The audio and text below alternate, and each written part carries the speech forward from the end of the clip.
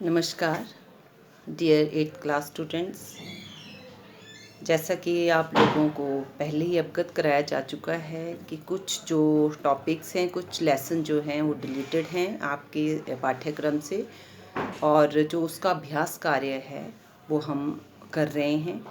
तो हमारे जो FA2 का जो ये अभी सिलेबस है, पाठ्यक्रम है, उसका जो लास्ट चैप्टर है अभी ज्ञान सागर का, जब भोला राम ने पंप लगाया, तो ये हम आज मैं थोड़ा सा इसके बारे में आपको बताना चाहूँगी और कक्षा में हम इसकी रीडिंग भी करेंगे और महत्वपूर्ण बिंदुओं पर फिर हम इस पर चर्चा भी करेंगे। तो ये 9th चैप्टर है आप लोगों का, जब भोला राम ने पंप लगाया। एक ऐसे आम आदमी की ये कहानी है जो अपने एक छोटे से कार्य को पूरा करने के लिए सरकारी दफ्तरों के चक्कर लगाता है, लेकिन उसका कार्य नहीं होता है। तो क्या वजह है, उसके पीछे क्या कारण है कि ऐसा हो रहा है कि एक आम आदमी का कार्य जो है वो ठीक ढंग से नहीं हो रहा है। तो ये पाठ जो है हमारे देश में फैले भ्रष्टाचार पर लेखक का एक व्यंग्य है और हम लोगों के लिए एक क्वेश्चन मार्क है कि ऐसा हमारे देश में क्यों है, क्यों हमारी जो सरकारी जो नियम है या व्यवस्था है वो सही नहीं। उस पर एक तरह का व्यंग्य है, प्रहार है और सचेत होने की एक चेतावनी है। तो इस तरह के जो पाठ हैं हमारे पाठ्यक्रम में, इन पर सोचने की ज़रूरत है। हम सब युवा वर्ग को इन सब चीज़ों को, ये जो कमियां हैं हमारे देश की सरकारी व्यवस्था में, इनको दुरुस्त करने की जो रिस्पॉन्सिबिलिटी है, जिम्मेदारी है, युवा वर्ग पर है। आने वाले समय में इस तरह की कोई कमियां हमारी व्यवस्था में ना हो, इसके लिए हम सबको सोचना चाहिए, यह अपना कर्तव्य मानना चाहिए, अपनी जिम्मेदारी माननी चाहिए।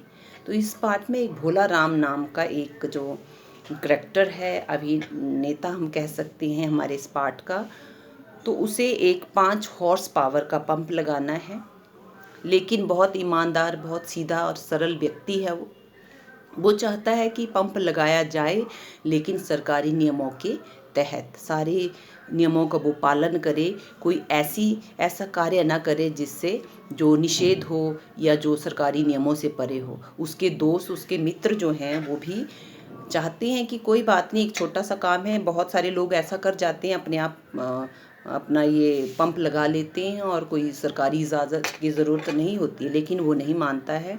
तो बारी बारी से सभी दफ्तरों में वो जाने लगता है, लाइनमैन के पास जाता है, वो उसे बिजली साहब के दफ्तर वहाँ भेजता है कि वहाँ पर जाके तुम्हें पहले दरख्वास्त देनी है, एप्लीकेशन देनी है ना। तो वहाँ पर ही बहुत पूछताछ होती है, क्यों पंप लगाना है, कैसे करना है और इसमें समय लगेगा।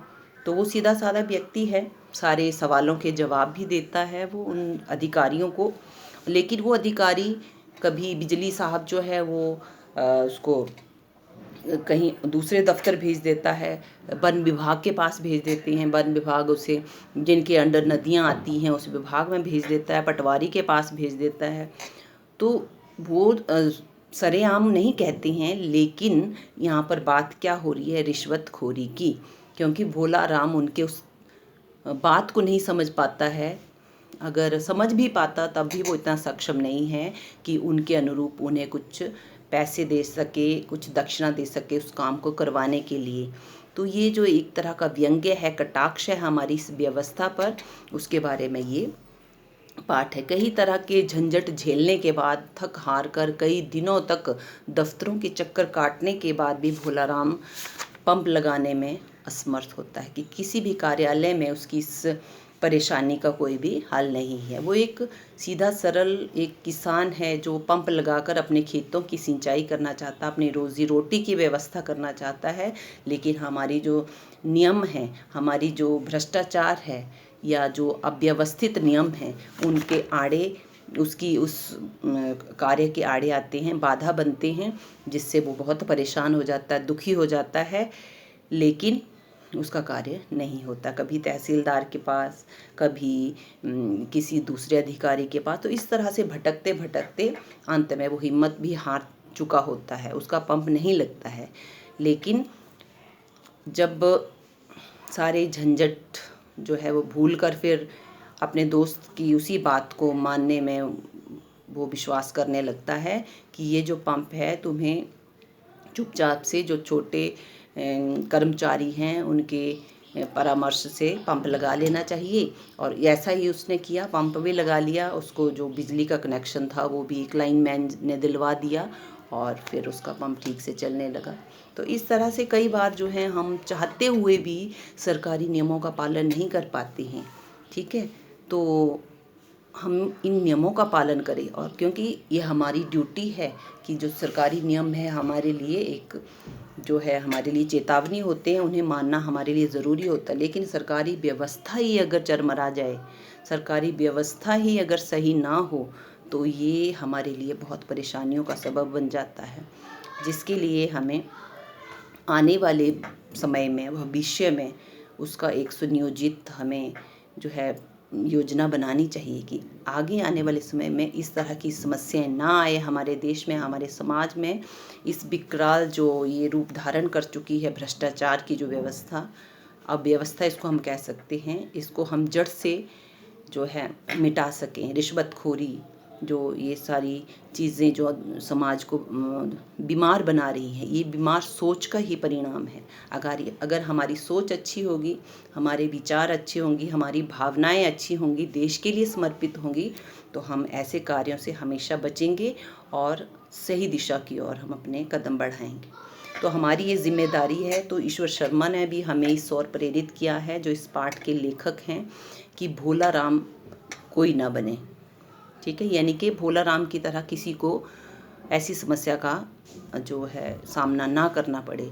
सब जो है सरकारी नियमों के तहत काम करें और सारे नियम जो हैं बिल्कुल सही हों, उनमें किसी तरह की कोई भी मिलावट ना हो, और सच्चाई और पारदर्शिता के साथ सारे लोग जो हैं, देश के अधिकारी जो हैं, वो कार्य करें और अपने देश को समृद्ध बनाने के लिए, विकासशील बनाने के लिए अपना योगदान दें। तो इसके साथ ही हमारी भी रिस्पॉन्सिबिलिटी है, हमारी भी जिम्मेदारी है।